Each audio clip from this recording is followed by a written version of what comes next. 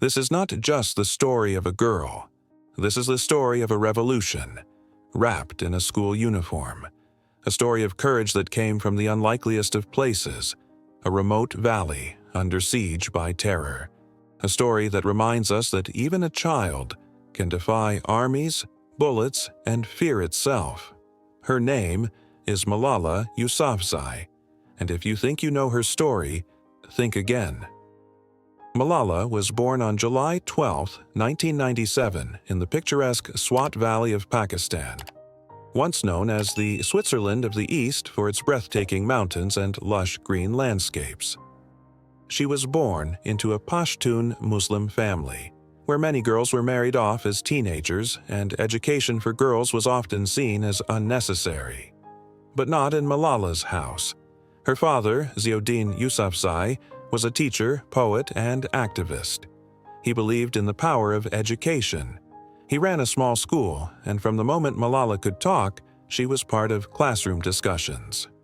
"Malala will be as free as a bird," her father once declared, defying deep-rooted traditions. Even as a child, Malala was curious, sharp, and determined. While other girls played house, Malala dreamed of running one, like Parliament. She loved books, learning, and debate. But outside her home, the winds of change were darkening. In 2007, everything changed.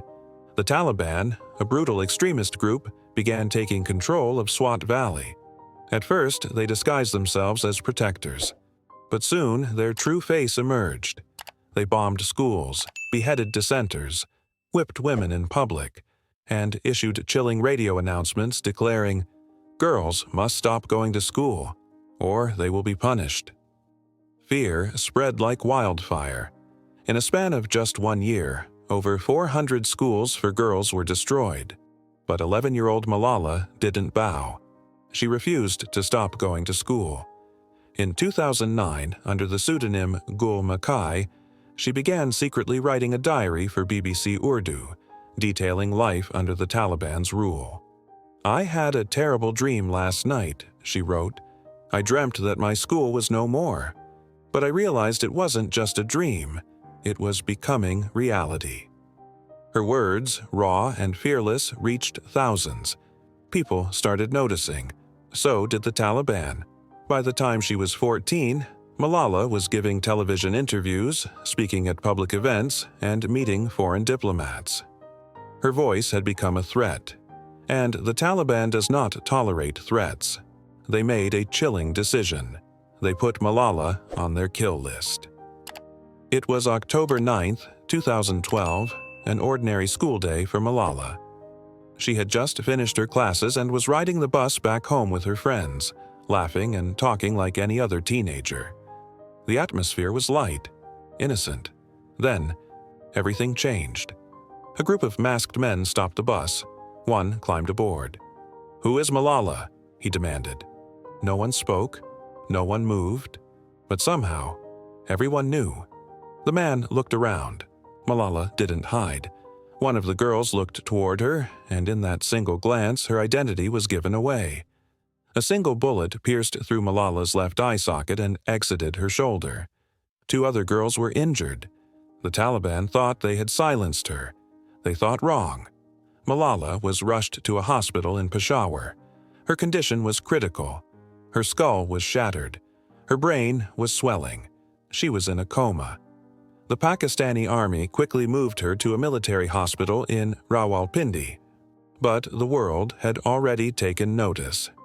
Within hours, headlines across the globe screamed, "Pakistani girl shot by Taliban for wanting education." The UN condemned the attack. President Obama expressed outrage. Millions around the world prayed for her survival. 5 days later, Malala was flown to Queen Elizabeth Hospital in Birmingham, UK. Doctors there performed a series of complex surgeries, reconstructing her skull with a titanium plate and restoring her hearing with a cochlear implant. Miraculously, after a week in a coma, she woke up. Her first thought, "Thank God I'm alive." Her second, "When can I return to school?" Most people would retreat. Most people would live in fear after such an attack, but Malala wasn't most people. From her hospital bed, she began to write again, speak again, fight again. By 2013, just a few months after the attack, she stood before the United Nations General Assembly on her 16th birthday. One child, one teacher, one book, and one pen can change the world. The audience gave her a standing ovation.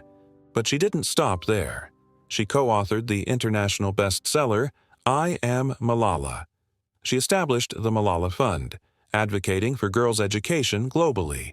She met Queen Elizabeth, Barack Obama, and countless world leaders. But Malala never let the fame distract her. She remained focused on the mission. In 2014, just 2 years after nearly dying from a Taliban bullet, Malala Yousafzai became the youngest ever recipient of the Nobel Peace Prize. She was just 17 years old. She shared the honor with Kailash Satyarthi, an Indian child rights activist. Together, they stood for something larger than themselves. This award is not just for me. It is for those forgotten children who want education, she said in her speech. That moment didn't just honor Malala. It honored millions of silenced voices. It told dictators, extremists, and oppressors across the world, you can kill a person, but you can't kill an idea. For years, Malala couldn't return to Pakistan. The threats were still real. Her name remained on Taliban kill lists. But in 2018, after 6 years of exile, Malala stepped back onto Pakistani soil. It was an emotional homecoming. Her eyes welled with tears as she saw the mountains of Swat again. But not everyone welcomed her back. There were whispers that she had become too Western. Online trolls spread hate. Political leaders stayed silent. Malala had paid the price for her bravery. She wasn't just fighting terrorism. She was now battling patriarchy, cultural ignorance, and global apathy. In 2020, Malala graduated from the University of Oxford with a degree in philosophy, politics, and economics. Imagine that for a moment. A girl once denied the right to learn, now walking the halls of one of the most prestigious universities on earth. But even with her diploma in hand, Malala wasn't finished. I'm just getting started, she said. Through the Malala Fund, she now supports education projects in over 20 countries, from Nigeria to Syria, India to Brazil. She funds STEM programs for refugee girls. She advocates for policies that ensure 12 years of free, quality education for every child. She continues to challenge world leaders. Behind the global recognition, Malala carries invisible scars. She still hears echoes of gunfire. She battles PTSD. She receives constant threats. And, perhaps, the greatest pain. Many girls she once studied with never returned to school. Some were married off at 13. Others became mothers at 14. Some simply disappeared. Malala often wonders, why me? Why was I spared? That survivor's guilt fuels her mission. Today, more than 129 million girls are out of school around the world. In Afghanistan, the Taliban once again denies education to girls. In war zones, schools are bombed. In refugee camps, girls are forced into marriages just to survive. Malala knows her work is far from over, but she carries on, fearless. Why? Because she understands a truth most of us forget. Education is not a privilege, it is a right. And every time she stands on a global stage, she reminds the world of this truth. Let's pause for a moment. Think about the courage it takes for a child to speak truth to power. Think about the strength it takes to forgive the very people who tried to kill you. Think about the fire it takes to turn a bullet into a book. That's Malala Yousafzai. But this story isn't just about her. It's about us, about what you choose to stand for, what you choose to support, what kind of world you want to leave behind. So here's what you can do today. Support girls' education programs. Visit malalafund.org, read I Am Malala, and gift it to a young girl in your life. Use your voice. Share her story, because stories like these need to be told, retold, and remembered. They thought the bullets would silence me, but they failed, Malala once said. And out of that silence came thousands of voices. Let your voice be one of them.